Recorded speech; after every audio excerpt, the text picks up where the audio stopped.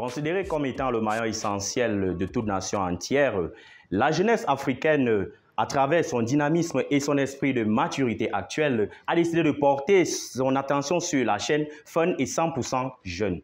Mesdames et messieurs, chers téléspectateurs, chers internautes, nous sommes ravis de vous avoir chez vous pour cette rentrée solennelle et officielle des programmes sur votre média. Aujourd'hui, AfriJeunes, à travers sa nouvelle vision, a mis sur pied une émission permettant de donner la possibilité à la jeunesse de s'exprimer. Cette émission, j'ai baptisé Éclosion Jeune. Éclosion Jeune est cette émission qui donne la possibilité ou qui met en lumière la jeunesse africaine dans son essor et dans son dynamisme de transformation structurelle. Je ne serai pas seul, bien évidemment, je serai accompagné de Léa Grasse. Et oui, merci de renouveler votre confiance à votre chaîne de cœur AfriJeunes TV. Bienvenue à la première édition de votre émission Éclosion Jeune, émission spéciale consacrée au choix de carrière. Entreprendre ou embraser la fonction publique est notre thème du jour.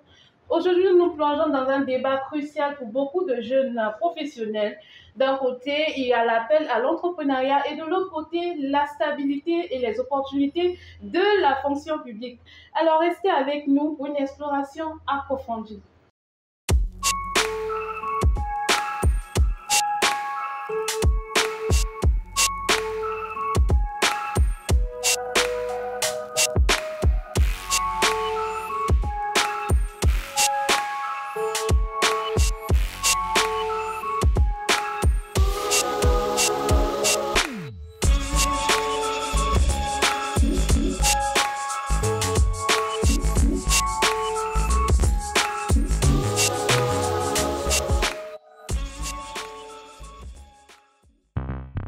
Nous avons le plaisir d'accueillir une invitée très spéciale, une femme qui incarne l'élégance, l'intelligence et la grâce.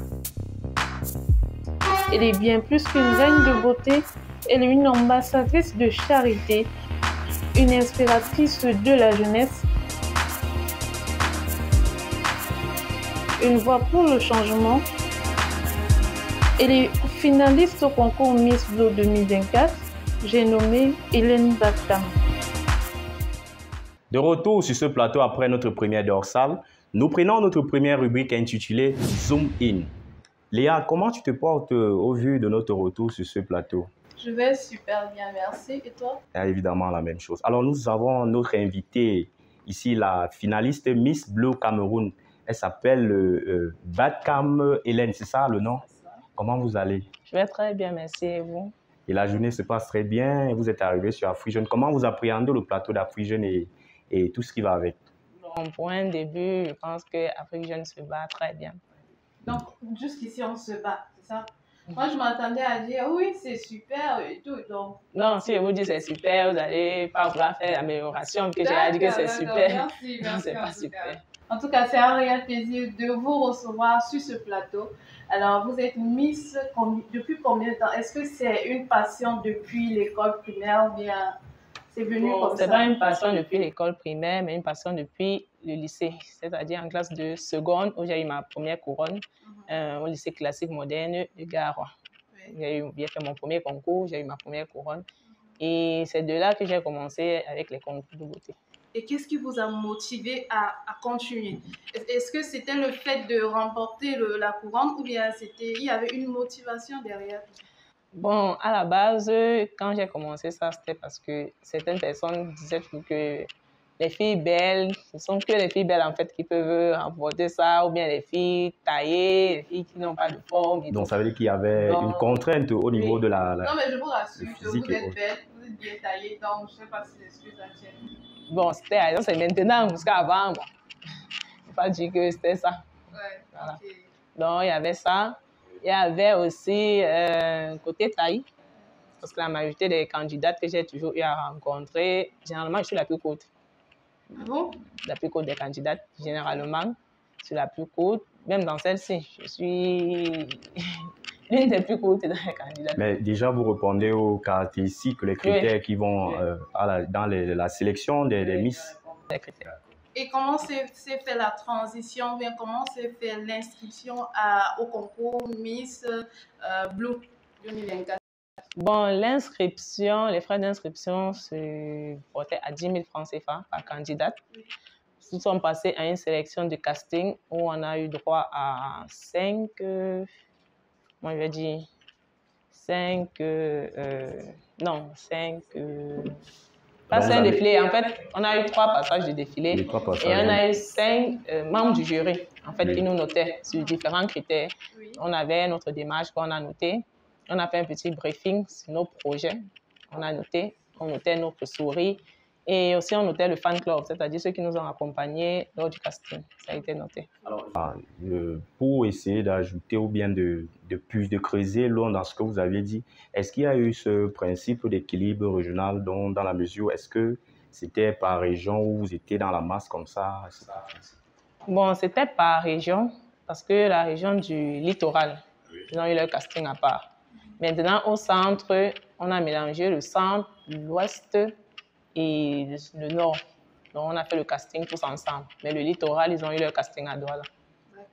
Et généralement, on dit toutes les Miss doivent avoir des sponsors ou bien doivent avoir, je sais pas quel terme prononcer. Est-ce que vous avez eu cet accompagnement-là? Est-ce que vous avez un sponsor? Pour le moment, je peux dire oui, il y a un sponsor pour le moment. J'ai toute une équipe en fait, avec laquelle je travaille.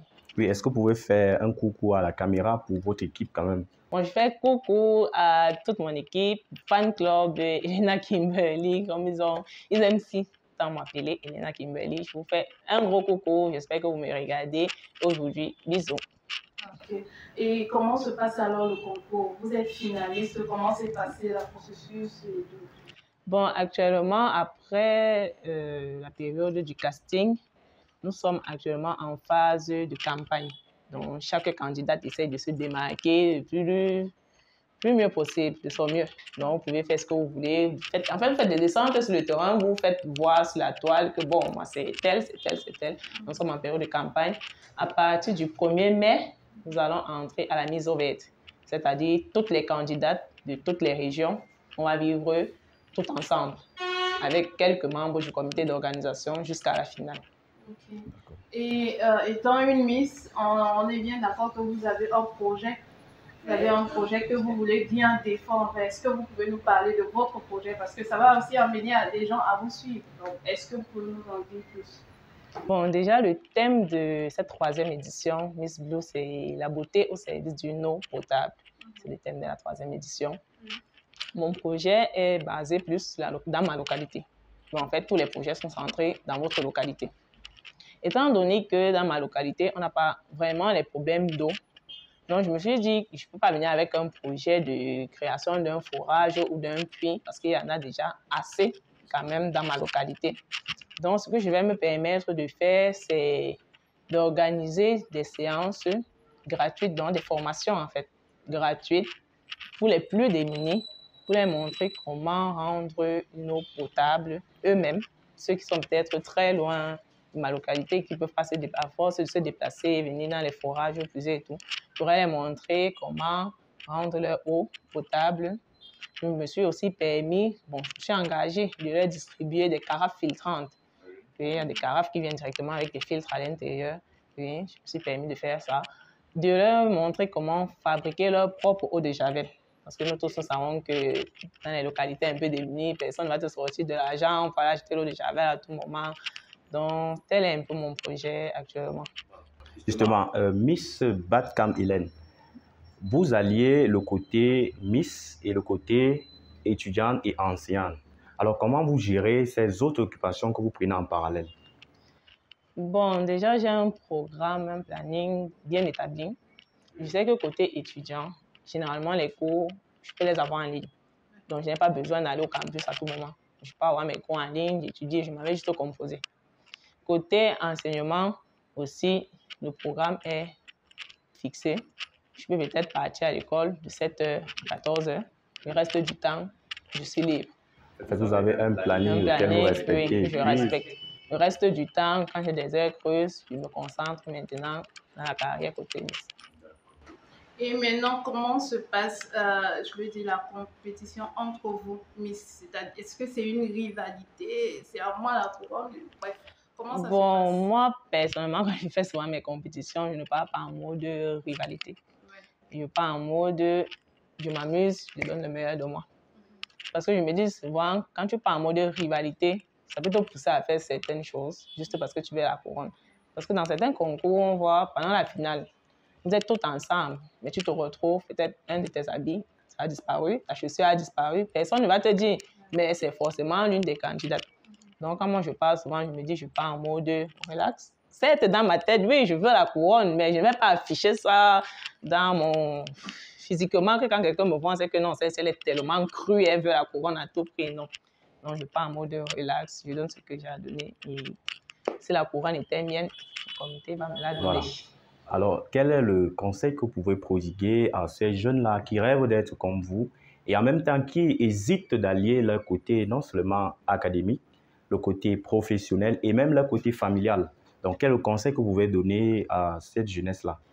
Bon, je peux dire à la jeunesse que pour déjà être Miss, il faut savoir il faut travailler en fait sur son programme. Il faut être vraiment très ordonné. Parce que si tu n'es pas ordonné, tu ne vas pas t'en sortir avec le programme. Faire 3 activités comme tu fais, tu ne vas pas t'en sortir. Dis maintenant aux parents qui se disent toujours dans la tête que le côté mode, c'est, comme on dit souvent, trop de mauvaises choses à l'intérieur, compliqué. Certes, c'est vrai, c'est compliqué, mais c'est compliqué pour toi quand tu pars chercher. Parce que si tu viens, genre, tu ne t'intéresses pas à ce qu'il y a derrière, ça ne va jamais te trouver. C'est les rouages qui vont avec, oui, quoi. Ça ne va jamais te trouver. Si tu restes focus sur ton objectif, tu ne vas jamais voir le côté sombre de ce côté-là. Donc, je sensibilise vraiment la jeunesse, ceux qui ont beaucoup de complexes, surtout les filles, moi je vais dire, avec une forte corpulence. Généralement, elles ont beaucoup de complexes, les filles avec une forte corpulence, parce qu'elles se disent que bon, les autres sont taillées, moi j'ai le corps, ça ne va pas donner. Celles qui sont noires également, il y en a d'autres qui ont tellement de complexes que bon, je vais trouver des filles brunes, moi je suis noire, on va préférer la fille brune à moi et tout. Donc vraiment, les concours de beauté, on ne s'attarde pas uniquement sur le côté physique.